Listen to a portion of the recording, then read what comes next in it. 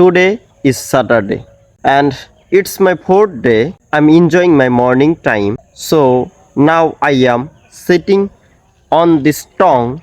It's called tongue in local language. In front of me, and this is a pond. It's called pond. Look at the sun rising. So I'm enjoying the morning time. Birds are singing nicely around me, and look at the environment around me. It's a beautiful moment for my life. I'm trying to speak in English regularly because it's very important for my future. So that's why I'm trying to speak in English.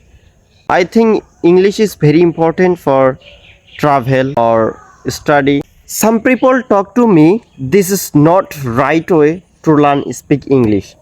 So I think this is the right way to learn speaking English. So that's why I'm trying to speak in English regularly. I make a video in English. So practice make a man perfect.